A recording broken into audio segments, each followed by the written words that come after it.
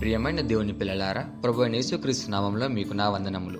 ఈరోజు మనకు దేవుడిస్తున్న వాగ్దానము మన విశ్వాసాన్ని బలపరిచే వాక్యం. మన జీవితంలో ఎన్నో తుఫాన్లు, సవాళ్లు వస్తుంటాయి. అప్పుడు మనం మన బలంతో కాకుండా దేవుని బలంతో ముందుకు సాగాలి. ఈరోజు వాక్యం మనకు విశ్వాసంతో ముందడుగు వేయమని నేర్పిస్తుంది. ఈరోజు దేవుని వాగ్దానము మత్తయి సువార్త 14:29 మత్తయి సువార్త 14:29 వాక్యం ఇలా ఉంది: ఆయన రమ్మనగానే పేతురు దోణి దిగి యేసునొద్దకు వెళ్ళుటకు నీళ్ల మీద నడిచెను అని. ఈ సంఘటనలో శిష్యులు దోణిలో ఉన్నారు. ఆ రాత్రి గాలి బలంగా వీచింది, అలలు ఎగిసిపడుతున్నాయి. అప్పుడు యేసయ్య నీళ్ల మీద నడుస్తూ వచ్చారు. దాన్ని చూసి వారు భయపడ్డారు. కానీ యేసయ్య, భయపడకుడి, నేనే అని చెప్పాడు. అప్పుడు పేతురు ఒక ధైర్యపు మాట అన్నాడు: ప్రభువా, నిజంగా నువ్వే అయితే నేను నీ దగ్గరకు నీళ్ల మీద నడుస్తూ రావాలని ఆజ్ఞాపించు అని. అప్పుడు యేసయ్య, సరే రా అన్నాడు. ఆ మాట విన్న వెంటనే పేతురు విశ్వాసంతో దొన్నె దిగి నీళ్ల మీద నడవడం మొదలుపెట్టాడు. పేతురు చేపలు పట్టేవాడు. చిన్నతనం నుండి ఆ సముద్రం దగ్గరే బతికేవాడు. ఓడలు వేసుకొని సముద్రంలోకి వెళ్ళేవారు. కానీ ఫస్ట్ టైం నీళ్ల మీద నడుస్తున్నాడు. అతనికి అదొక ఆశ్చర్యకరమైన సంఘటన. పేతురు తన చూపును యేసయ్య పైన ఉంచినప్పుడు నీళ్ల మీద నడిచాడు. కానీ గాలి బలంగా వీచడం చూసి భయపడ్డాడు. వెంటనే అతడు మునిగిపోయాడు. ప్రభువా, నన్ను రక్షించు అని అరిచినప్పుడు యేసయ్య వెంటనే పేతురుని లేపాడు. ఈ సంఘటనలో మనం నేర్చుకోవాల్సిన పాఠం ఏంటి అంటే, మనం యేసయ్య దగ్గరకు వెళ్తున్నప్పుడు శ్రమలు అధికమవుతాయి. మనం శ్రమలను చూసి భయపడితే మనం ఆ శ్రమల్లోనే మునిగిపోతాం. అది మనం దేవుని మీద విశ్వాసం పెట్టి ముందుకు నడిస్తే ఆయనే మనల్ని కాపాడతాడు.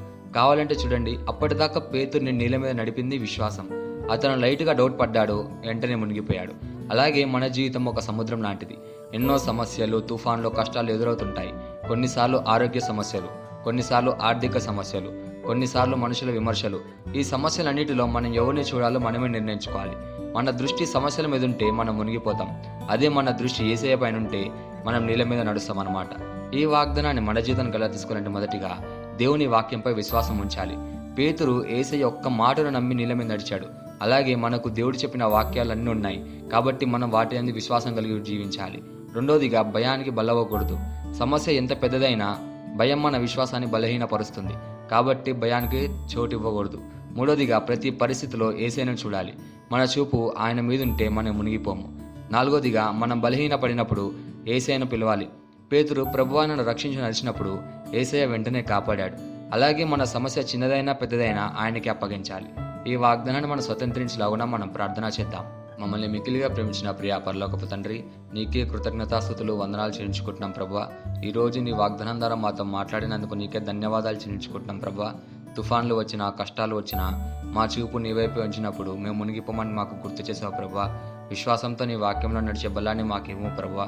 భయానికి లోను కాకుండా ఎల్లప్పుడూ నీపై ఆధారపడే జీవితం గడపడానికి మాకు సహాయం చేయమని ప్రార్థిస్తూ యేసుక్రీస్తు నామములో అడుగుచున్నాము తండ్రి, ఆమేన్.